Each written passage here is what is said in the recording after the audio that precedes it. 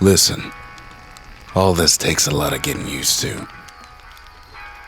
And you do get used to it, after a while. There's 3 things I'll always miss, though.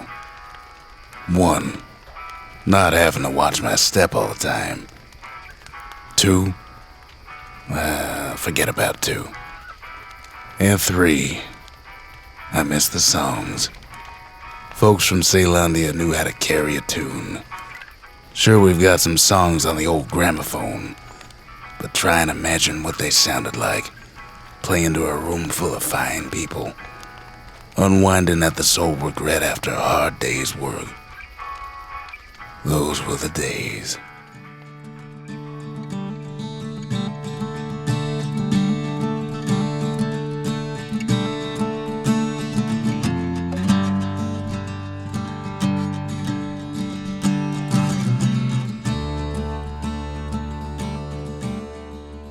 My history with Supergiant Games precedes the creation of the studio, since I was working at Electronic Arts in Los Angeles. And I think from the very first day, it was in January 2007, I had just left my job at GameSpot, where I was editor-in-chief, and I'd been working there for 10 years. It was the only kind of real job I'd ever had. I switched over to pursue my lifelong dream of being a game developer and just being kind of thrust into a new organization. They were trying to finish a game called Command & Conquer 3 Tiberium Wars at the time. And 2 of the guys I met early on were Amir Rao and Gavin Simon. We became friends early on and worked together through the end of Command & Conquer 3 and onto our next big project, which was Red Alert 3. And we actually created like a little action RPG type of experience within what was otherwise a real-time strategy game, like a totally different genre. Because we loved action RPGs, and I think some of the early ideas we ended up chasing in Bastion were definitely informed by that work. So I was working at Electronic Arts Los Angeles as a level designer on the Command & Conquer team. So I was mostly making missions for Command & Conquer games. I'd been there for about 2 years and went to my dad and I said, "Dad, someday I'd like to start a company." And he sort of said, "Why don't you do it now? Because you're only 25, and if it doesn't work out, you'll be 27. You can get a job somewhere else. And you can use my house." That sounded pretty interesting and pretty amazing. So the first thing I did is made a list of all the people I wanted to work with. And that was pretty easy because I lived with a lot of them. I was living with Andrew, who is someone I met, he was an intern at Electronic Arts. Greg was living down there in the other bedroom. He was working at Electronic Arts also. And then Gavin, who's someone I worked with closely at Electronic Arts. Gavin was the programmer AI designer. Since I do have a computer science background and did engineering work at EA, I had just started kind of tinkering and building stuff in my own time. And then Amir came to me one day after work and we got dinner and laid out his whole idea, and it was just kind of like a perfect match to merge them together at that point. Me and Greg and Gavin and other people were playing a lot of games like Plants vs. Zombies and World of Goo and Braid, which were made by like really small groups of people, and we sort of wondered, could we do that too? We would discuss things, brainstorms ideas, whether that was, gameplay ideas or, ways that we would want things to happen, and just, coming up with kind of the actual way that could happen, and then, building out whatever was necessary for that, whether that was like a new tools to, make an editor to allow Amir at that point to, put stuff onto a map, or make, new data structures or data values so that he could, change a bunch of numbers. So Gavin and I were the first to sort of be able to make this happen and make the jump. We quit our jobs at EA in July. We just had a whole bunch of computers and servers in the closet, and sleeping in bedrooms down the hallway, and we just kind of like wake up, roll down there and start working until whenever we got tired and went back to sleep. But it was just kind of us just sitting next to each other, back and forth, looking at each other's screens and banging out things in a very collaborative manner. And over time, the two of us became 7 people. Andrew was able to join us, Greg was able to join us, Jen, Darren, Logan, and that was 7 human beings working on Bastion.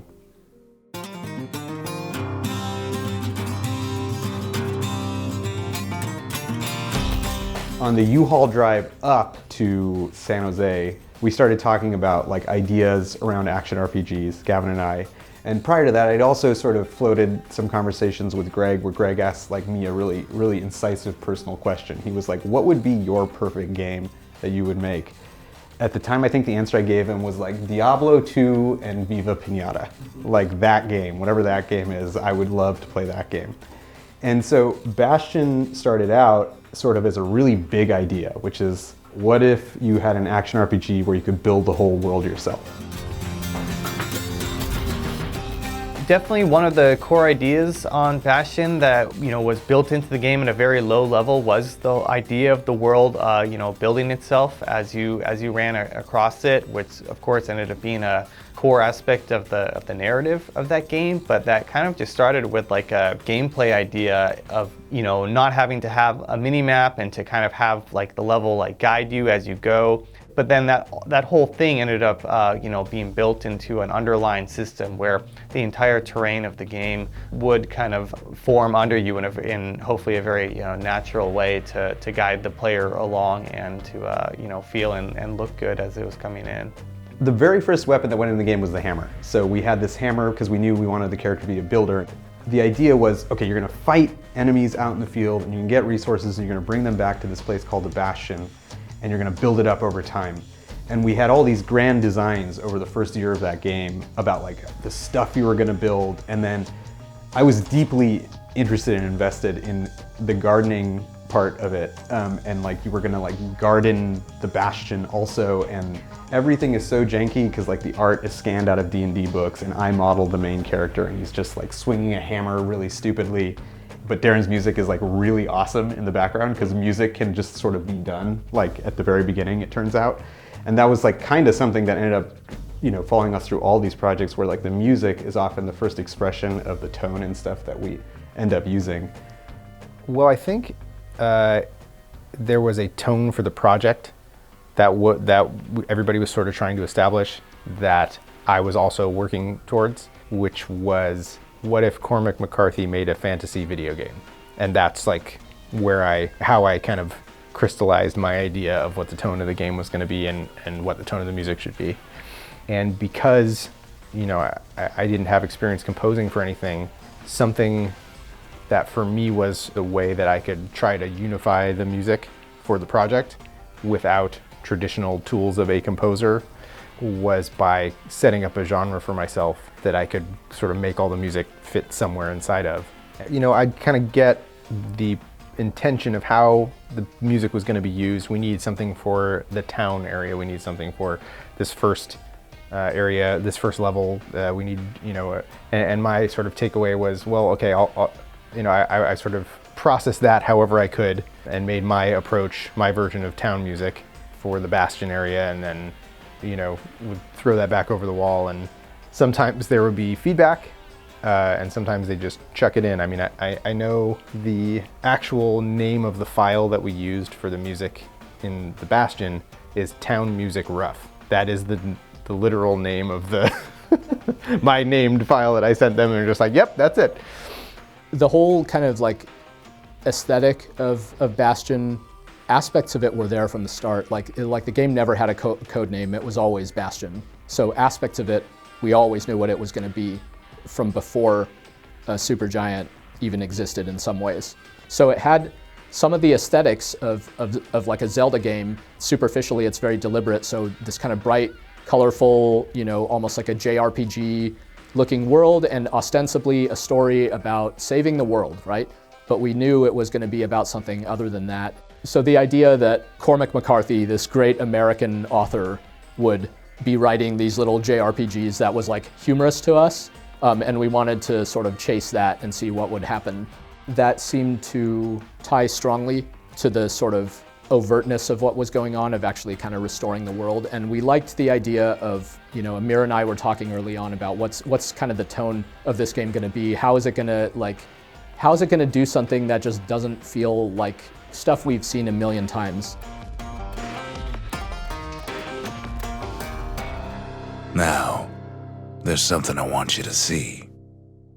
The most challenging parts of Bastion were really just that we didn't know what what the whole game would look like. We didn't know what the challenges were gonna be.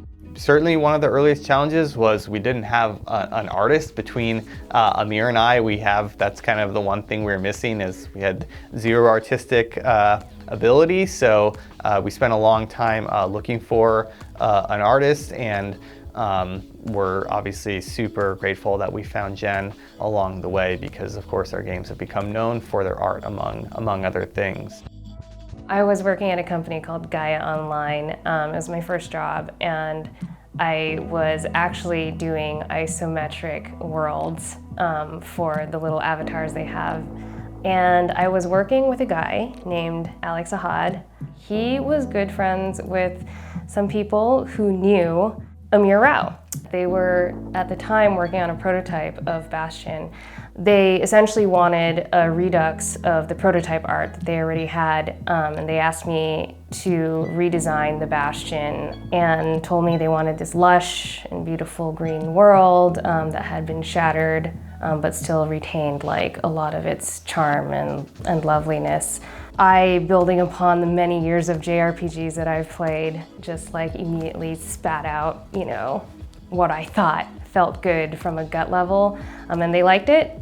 So that led to a couple months of productive contract work together, and then after a couple months they asked me if I wanted to convert to full-time and work in Amir's dad's living room with them. And I said, I have never been more excited. I've been prepared my whole life to work in the living room of someone's father.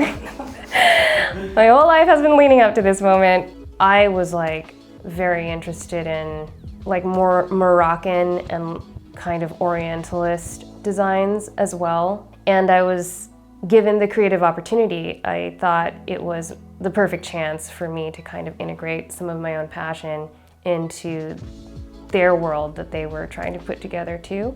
I actually was given a lot of creative freedom right off the bat with the initial work I did, even as a contractor.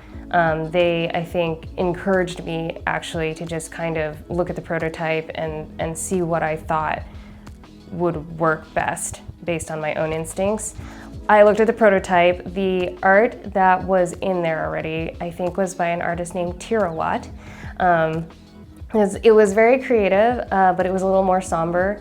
And I could tell based on, the bits of story I was being fed, based on my own experience and my own love of, these isometric or top-down RPGs from the SNES era, the PlayStation era, where everything is kind of beautiful and colorful and lush. I wanted to kind of brighten up the world. And so it was, in some parts, a reaction to what was in the prototype already, which was really useful. And then another part is I had all these, these games from my childhood that were influencing me that I was waiting to get out of my system. I was waiting to get, my desire to make a lush, beautiful world, just out. Slowly, over time, the idea took shape, and it had these really huge clarifying moments when we actually brought someone in to make the thing be real. The design of the kid actually, so he was, I think he went through 2 redesigns at least before I even showed up.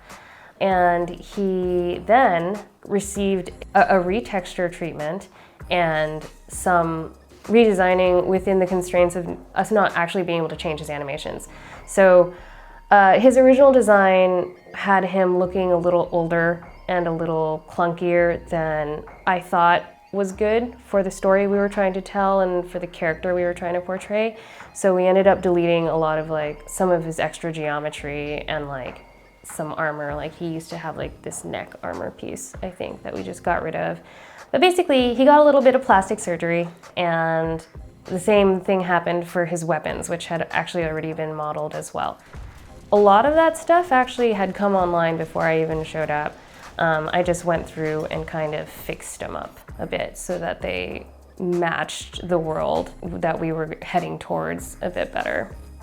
Jen was taking whatever she was given and trying to make it work. So whether it was the gameplay constraints or some of the fictional constraints that were being developed also about what the world was like and what the background conflict was, stuff that Greg was contributing to and making and all this type of thing.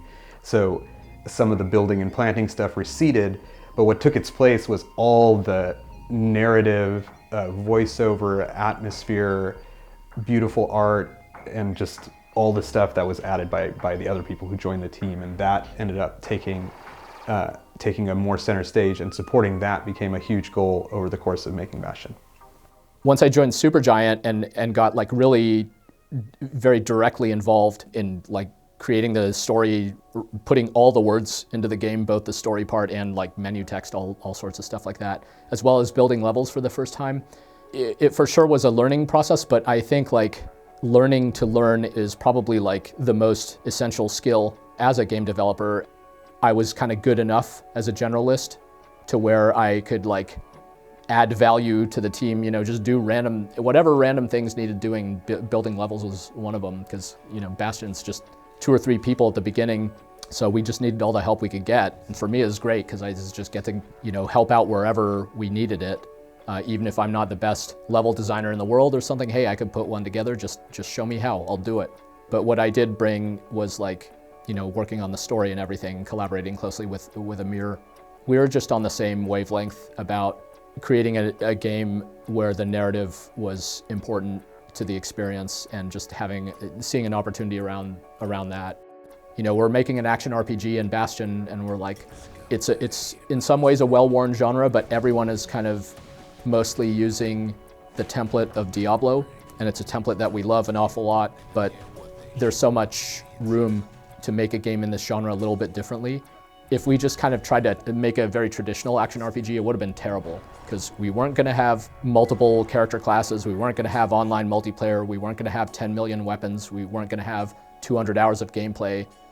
So the narrative is the key to contextualizing all of the specific design choices and design limitations. So, I got to work on key moments of that game. There's the level called Prosper Bluff, where you meet the singer Zia for the first time, where we knew we wanted to have this moment where all the narration you've been hearing, suddenly you would break from it and hear a very beautiful song in the distance and get closer and closer to it. And it was a synthesis of design and narrative, the idea that you would just try to kind of navigate your way closer to this distant song until you finally found its source. Literally the first level I worked on for Bastion is a level called the Hanging Gardens, where you first meet Zulf. I'm someone who's very interested in how to create atmosphere effectively in games, and looking back on the Hanging Gardens, I think we succeeded in making that level like quite atmospheric and very moody. So I'm pleased with how that one came together. And we did these little like narrative tricks. We have these like essentially these like ashen statues of people who've been like annihilated in this calamity, and you touch them and they just turn to dust.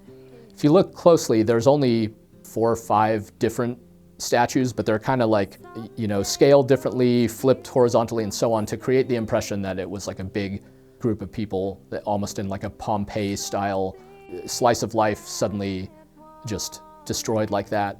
And the little narrative trick we did was we just gave them all names as you like ran into all of them, and blew them up. The Thunder Brothers didn't make it. They never saw what it was like beyond the walls. With narration, it came about as a solution that Amir decided to try at one point, because the team was really struggling with how to like reconcile having an action RPG with a strong narrative component. It's actually really cumbersome to constantly be stopped by the narrative.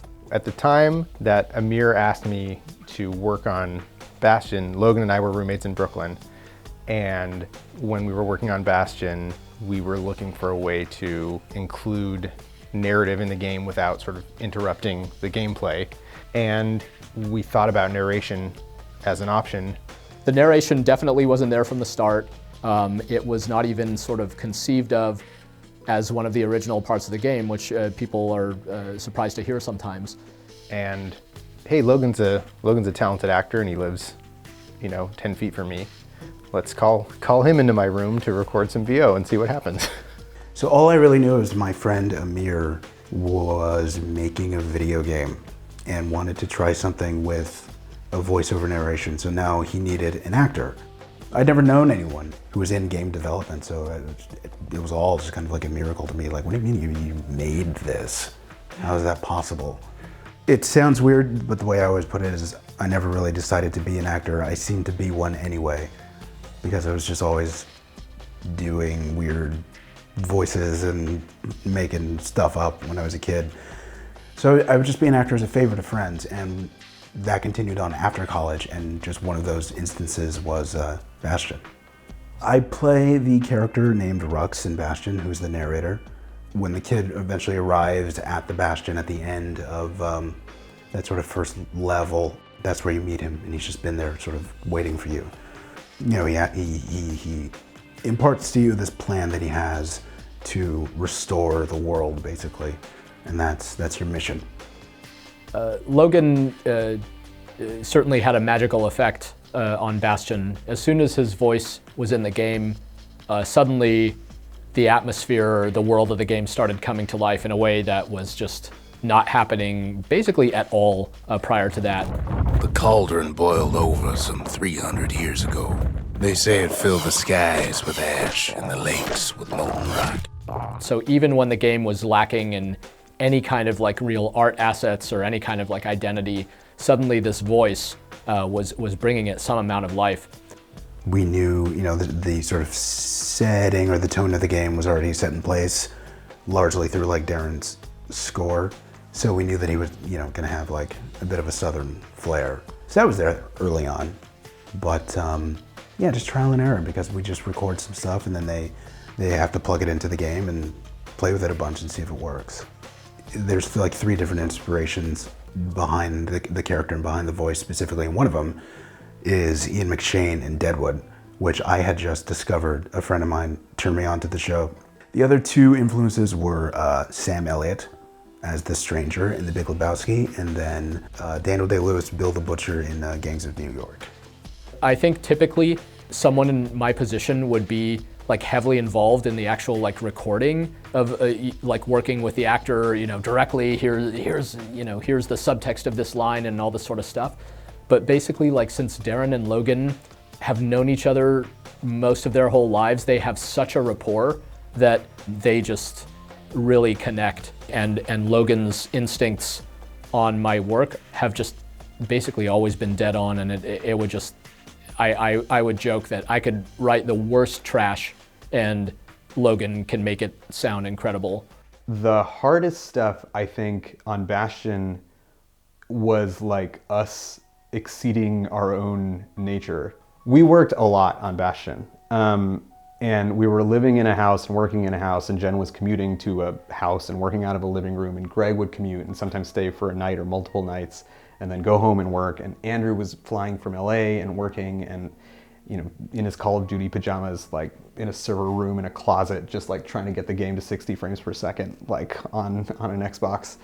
The majority of the time actually ended up getting it working on the Xbox. And so that was cool, because I think, you know, when I was working on the AAA games and stuff, a whole bunch of really smart people had already gotten the games optimized and working really well on the different pieces of hardware that we shipped on. And so this is my first real experience getting in there and getting to know a console really well. And so we spent a lot of time, or I spent a lot of time optimizing and trying to get Bastion, which was running beautifully on a PC, and then the first time we tried to run it on an Xbox 360, you know, the load time was 20 minutes or something to just get into the game, and then it was crawling around it was like crawling around at like 5 frames a second with these massive hitches, and we're just like, oh, what is going on here?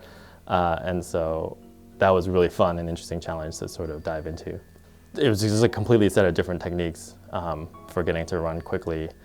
And I guess luckily, what runs well on the 360 will run well on the PC because it's so much more powerful. So then kind of going in that direction and really optimizing specifically for that hardware was really the task there. One of the reasons for all the hitches and that sort of thing on a PC or something, we got away with just sort of like, oh, when you need an enemy, we can just allocate it and spawn it and all that stuff and do a bunch of pretty expensive things that will be invisible to the user on a PC, but on the 360 or something like that, it would show up. And so we kind of had to say, okay, we can't have infinite units, you know, we have to say up front we're going to have only 100 enemies, and we can sort of pre-allocate them hidden during the load time or the black screen or something. And then when they're ready to go, we just grab one and pop it in there. And so it's a lot of reorganization of the data and tailoring it to the things that the Xbox was good at. And on the flip side, the Xbox 360 had a really pretty good graphics card, and so we could take advantage of some of that. That worked pretty well. Yeah, and we were able to get it up to 60.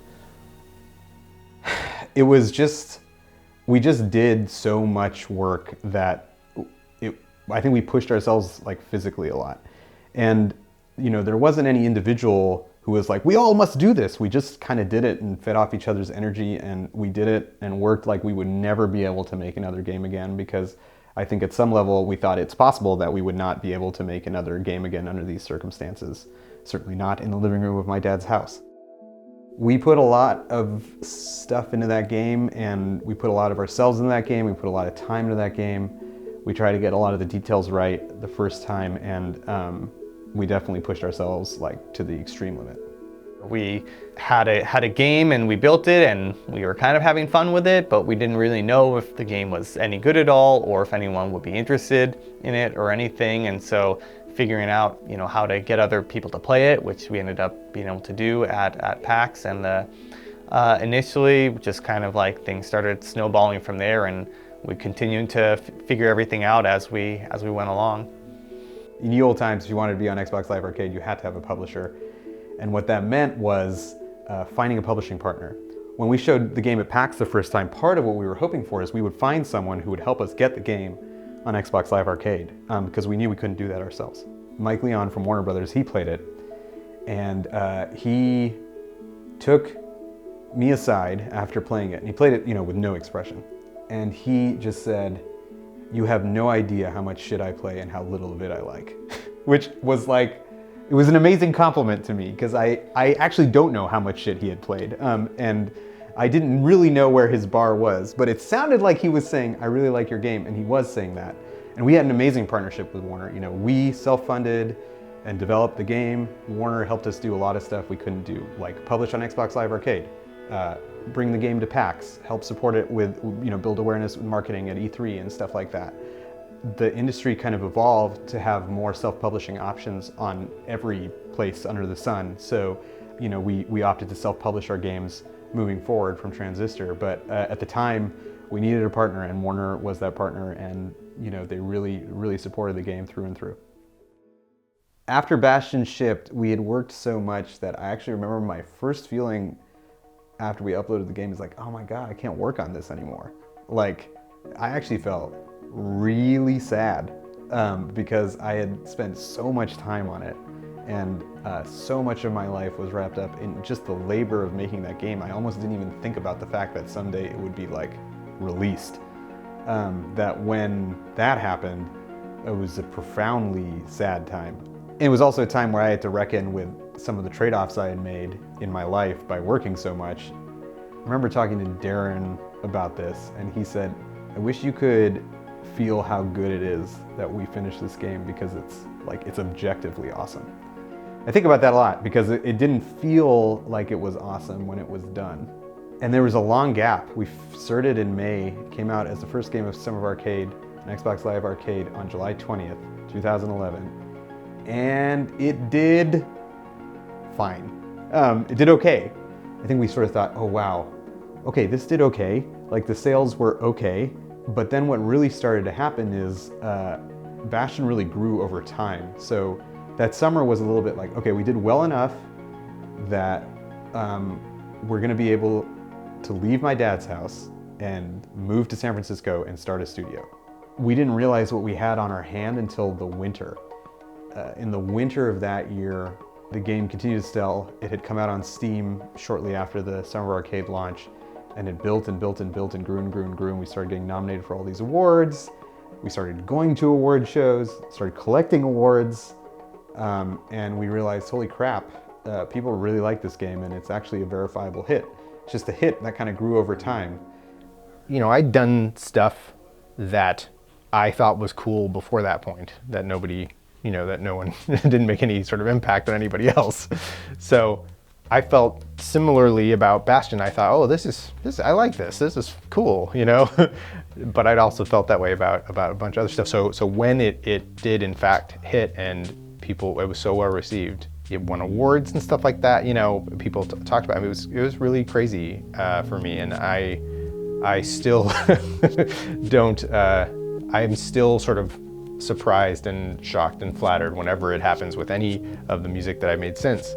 Bastion is probably the most like fulfilling thing that I have had a chance to work on, with all due respect to our subsequent games that were also very important to me. It's just, since Bastion was my first, it has a special place in my heart for that reason. As a team, we've always really valued our games having a sense of completeness to them, where all the pieces feel like they fit, all the details feel like they make sense. So it's just like, hey, if we're gonna put something into this game, let's make sure that it's connected to everything and feels like a thoughtful inclusion that makes sense based on everything else that we're doing. So much of a game's atmosphere and world building happens from the small stuff. It doesn't happen in the lavish cutscene, it happens in the little details.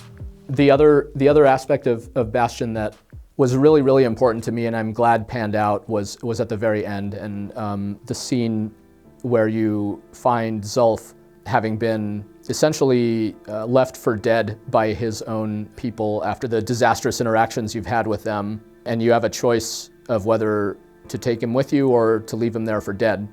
Zulf has become arguably your enemy at this point in the story. Whether he deserves your forgiveness is for the player to decide, quite literally in that moment. And the subsequent scene where you carry him out of this dangerous environment under like a hail of basically crossbow bolts as his people are trying to kill you, but slowly they stop after seeing what you're doing. I think it was literally the last part of the game I worked on. We were under the gun, like about to, just running out of time. Amir was working on it before me. I'm like, please, like, let me take a shot at this. This is like a key part of the story.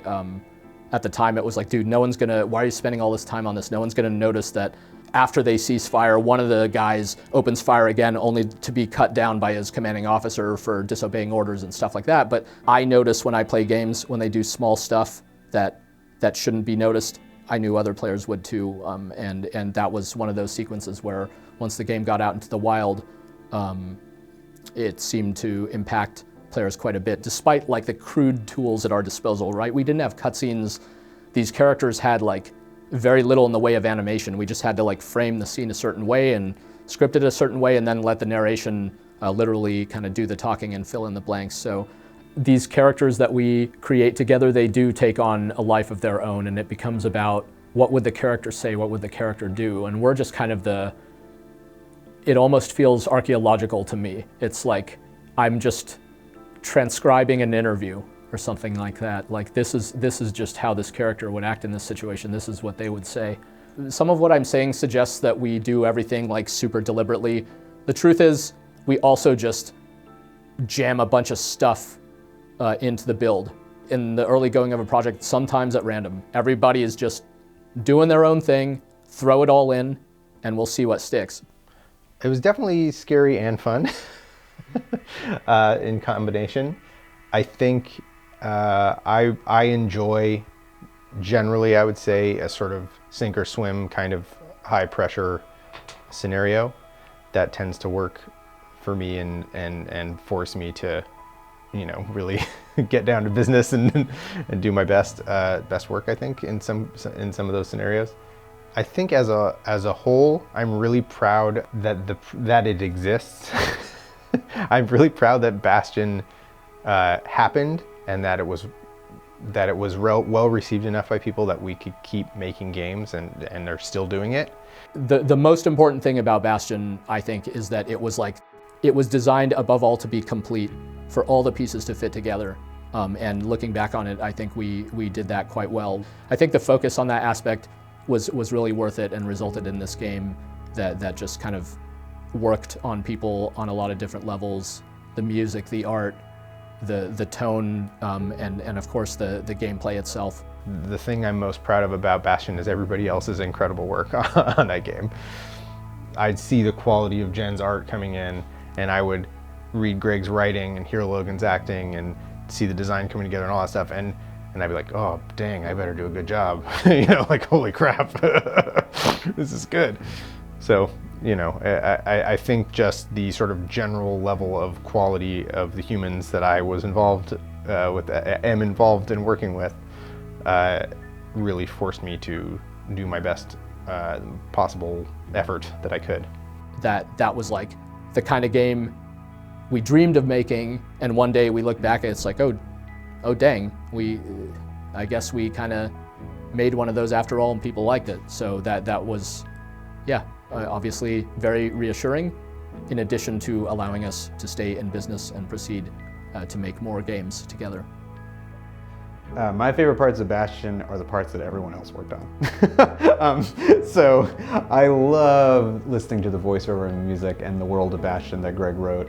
And you know, Greg also designed half the levels. I much more enjoy playing his levels than the levels I worked on.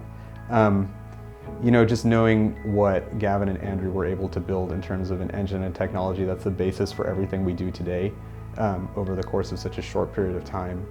Yeah, Jen's art, obviously, the people who chipped in a little bit of help here and there along the way. I think about the relationships on that game and I feel really good because I still got them. I'm still working with these people. So it's really, really, really, really nice to think about Bastion because I think about the people who made it and I think about their work, and I feel really good that we're still working together.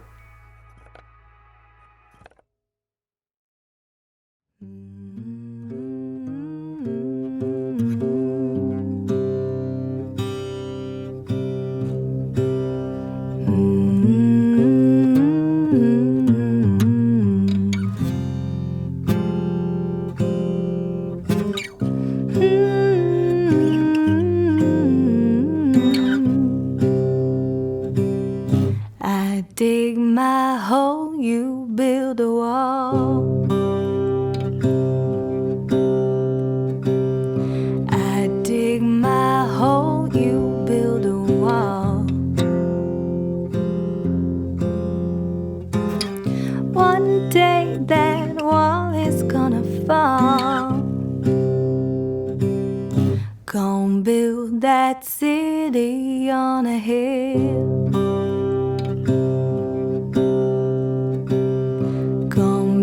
That city on a hill. Someday those tears are gonna spill. So build that wall and build it strong, 'cause we'll be there for too long.